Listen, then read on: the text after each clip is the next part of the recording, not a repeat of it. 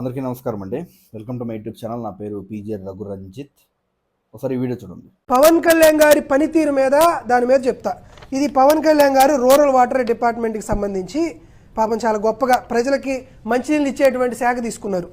జగన్మోహన్ రెడ్డి గారు ఈ డిపార్ట్మెంట్లో 12,678 కోట్ల రూపాయలు ఖర్చు పెడితే పవన్ కళ్యాణ్ గారు ఖర్చు పెట్టింది 10,639 కోట్ల రూపాయలు.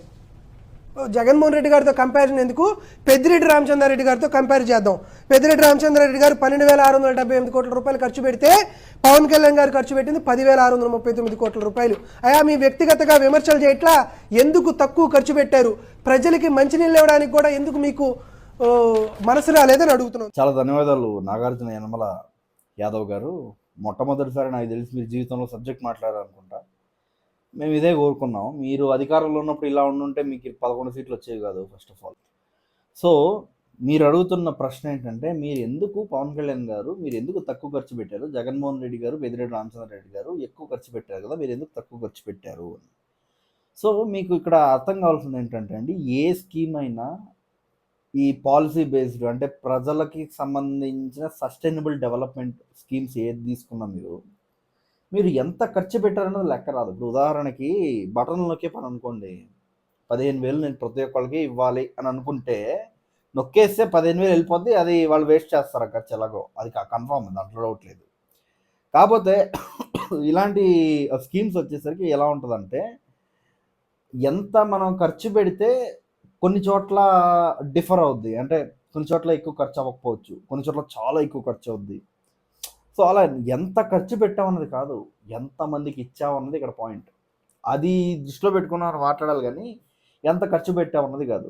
సో ఫర్ దట్ మ్యాటర్ మనం ఎంత ఖర్చు అసలు నిజంగా జగన్మోహన్ రెడ్డి గారు అంత సమర్థవంతంగా జల్ జీవన్ మిషన్ని చేసుంటే, పవన్ కళ్యాణ్ గారు ప్రధాని నరేంద్ర మోడీ గారికి వెళ్ళి మీరు జల్ జీవన్ మిషన్ ఆపేయకండి, దాన్ని ఆ స్కీమ్ని మీరు కంటిన్యూ చేయండి, ఆంధ్రప్రదేశ్లో సరిగా నీళ్ళు అందట్లేదు, దయచేసి మీరు దీన్ని కంటిన్యూ చేయండి అని చెప్పి అడిగే పరిస్థితి ఎందుకు వస్తుంది? పక్క రాష్ట్రంలో ఉన్న తెలంగాణ 100% దాన్ని సక్సెస్ చేయగలిగితే, మరి ఆంధ్రప్రదేశ్లో ఏంటి 73.81%, 73% మాత్రమే అచీవ్ చేయగలిగింది. ఎందుకు? జగన్మోహన్ రెడ్డి గారు సమర్థవంతంగా చేశారు కదా, మరి ఎందుకు అది చేయాల్సి వచ్చింది? నేనేదో లెక్కలు చెప్పాడు, నాకు అది తెలియదు. కానీ యాక్చువల్గా ఉన్నదైతే కేంద్ర ప్రభుత్వానికి జగన్మోహన్ రెడ్డి గారు 27,000 crores ఫండ్స్ అడిగారు. బట్ దాంట్లో కేవలం 4,750 crores మాత్రమే అలాట్ చేశారు. ఎందుకు అలాట్ చేశారంటే, ఒక ప్రాపర్ ప్లానింగ్ లేకుండా పైపులు కొనుగోలు చేసేయడం అండ్ జల్ జీవన్ మిషన్ నిబంధనలకి పూర్తి వ్యతిరేకంగా దాన్ని చేయడం వల్ల కేంద్ర ప్రభుత్వం రాష్ట్ర ప్రభుత్వానికి తక్కువ ఫండ్స్ ఇచ్చాయి. అంటే 27,000 crores అడిగితే 4,750 crores ఇచ్చారు. అంత తక్కువ ఇచ్చారు. అంటే తక్కువ అంటే అది దాదాపుగా 4 ఇంతలు తక్కువ, 4 ఇంతలు 5 ఇంతలు తక్కువ అనుకుంటారు.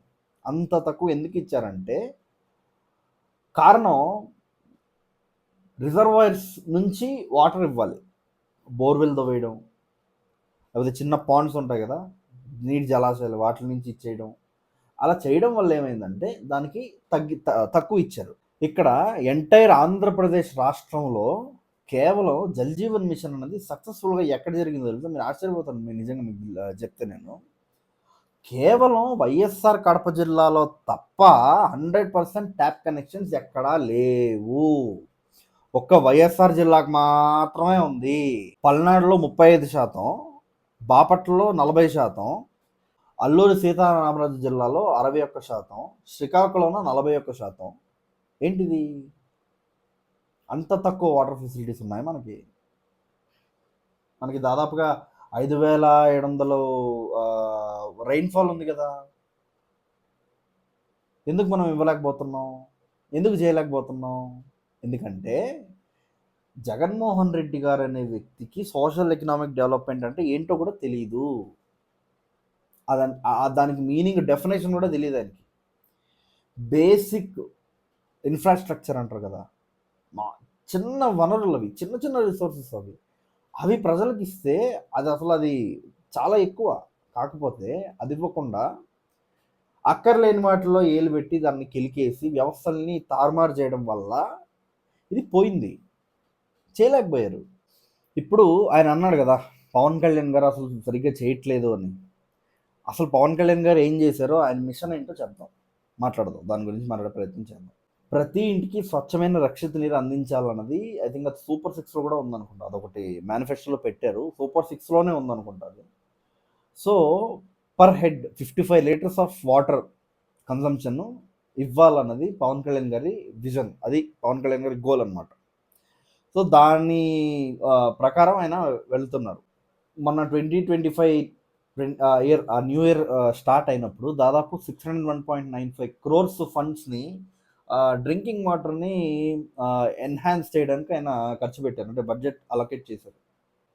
గత ప్రభుత్వంలో ఉన్నప్పుడు దాదాపు 8 monthsగా శాలరీ ఇవ్వకపోవడం వల్ల ఎవరికి సత్యసాయి వాటర్ సప్లై స్కీమ్ ఆ సిబ్బందికి 8 నెలలుగా జీతాలు ఇవ్వలేకపోవడం వల్ల దాదాపు 30 కోట్ల నిధుల్ని పవన్ కళ్యాణ్ గారు మంజూరు చేసి విడుదల చేసి దాదాపు 1325 గ్రామాలకు సంబంధించిన నీటి సరఫరా అందించి 16 లక్షల మందికి నీళ్లు తాగే, అంటే నీటి సమస్యని పరిష్కరించే దిశగా ఆయన అడుగులేశారు. 112 ల్యాబొరేటరీలకు సంబంధించి దాదాపుగా 4 నెలలుగా జీతాలు పెండింగ్ పెడితే 4 కోట్ల డబ్బులు విడుదల చేసి మళ్ళీ వాళ్ళకి జీతాలు ఇవ్వాల్సిన పరిస్థితి ఏర్పడింది ప్రభుత్వానికి.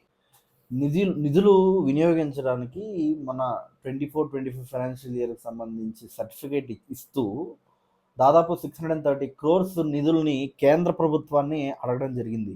గతంలో పెద్దిరెడ్డి రామచంద్రారెడ్డి గారు కానీ, జగన్మోహన్ రెడ్డి గారు కానీ, దాని తాలూకు సకల శాఖ మంత్రి సజ్జల రామచంద్రారెడ్డి గారు కానీ కేంద్ర ప్రభుత్వం దగ్గరికి వెళ్ళి తాగడానికి నీళ్లు కావాలని చెప్పి కేంద్ర ప్రభుత్వాన్ని అడిగిన లేదా రిక్వెస్ట్ చేసుకున్న పరిస్థితులు మనం చూడాల, ఎక్కడ చూడాల.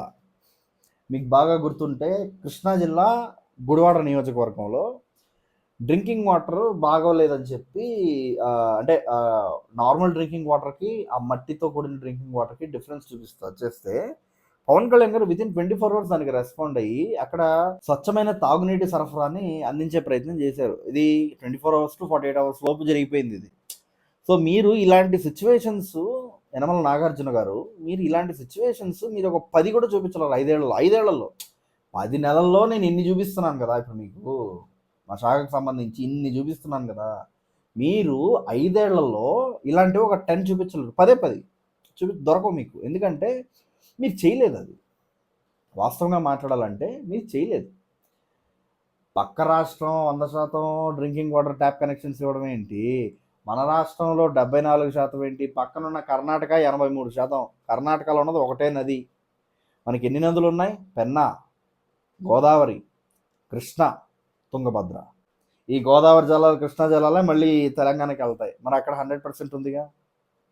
తమిళనాడులో కూడా అంతే ఉంది కదా, తమిళనాడులో కూడా 88 or 83% అనుకుంటా. మనం ఎందుకు అచీవ్ చేయలేకపోయాం? నేను చెప్పేది ఏది మీకు గాలి మాటలు కాదు. ఈ జలశక్తి గవర్నమెంట్ వెబ్సైట్లోకి వెళ్తే ఈ డేటా మొత్తం మీ కళ్ళ ముందు కనిపిస్తుంది, మీ కళ్ళ ముందే కనిపిస్తుంది. ఎప్పుడైనా ట్రైబల్ ఏరియాస్కి వెళ్ళి వాళ్ళకి డ్రింకింగ్ వాటర్ ఫెసిలిటీ లేదని చెప్పి ఈయనే స్వయంగా వెళ్ళి, మనోడు అసలు బయటికే రాలేదనుకోండి, పరదాలు కట్టుకుని తిరిగాడు, ఈయనే స్వయంగా వెళ్ళి, ప్రజలకు చెప్తున్నా, ఈయనే స్వయంగా వెళ్ళి డ్రింకింగ్ వాటర్ బాగాలేదు కాబట్టి నేను డ్రింకింగ్ వాటర్ ఇక్కడ తీసుకొస్తాను అని చెప్పి ఎప్పుడైనా జగన్మోహన్ రెడ్డి గారు బయటికి వచ్చారా? రాలేదు. ఇది ప్రజలందరికీ తెలిసిన వాస్తవం కదా. మీరు సాక్షి టీవీలో గురించి చెప్తే ఎలాగండి అబద్ధాలు? అది వేరు కదా, మీరు బయటకు వచ్చి మాట్లాడాలి కదా. మీరు సాక్షి టీవీలో నలుగురికి అబద్ధాలు చెప్పి పవన్ కళ్యాణ్ గారి పనితీరును దొక్కలో ఒకటి తమ్నైల్ పెట్టి జగనన్న కనెక్ట్స్ పేజీలో వేస్తే ఎట్లా అండి? వాస్తవాలు తెలుస్తుంది, 40 రోజులకు తెలుస్తుంది కదా. కాబట్టి వాస్తవాలు మాట్లాడుకుందాం. జగన్మోహన్ రెడ్డి గారు సస్టైనబుల్ డెవలప్మెంట్ని గాలికి వదిలేశాడు. జగన్మోహన్ రెడ్డి అనే వ్యక్తి ఇంట్లో సెక్రటేరియట్ సెట్ వేసుకొని బటన్లు నొక్కుతా ఇదే పరిపాలన అని ఆయన్ని మోసం చేసి నమ్మించేశారు. జగన్మోహన్ రెడ్డి మోసపోయాడు.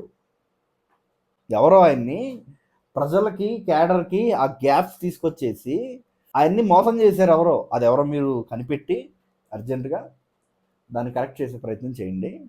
అండ్ ఇదే కోరుకున్నాను, నాగార్జున యాదవ్ గారు, జనసేన స్పోక్స్ పర్సన్స్ నుంచైనా, వైఎస్ఆర్సీపీ స్పోక్స్ పర్సన్స్ అయినా, టీడీపీ స్పోక్స్ పర్సన్స్ అయినా నేను ఏం కోరుకుంటే మీరు కంటెంట్ మాట్లాడాలి. ఇప్పుడు కానీ నేను చెప్పాను కదా నిజాలు, కాగ్ రిపోర్ట్ చూడటం రావాలి మీకు. మీరు అది చేయరు.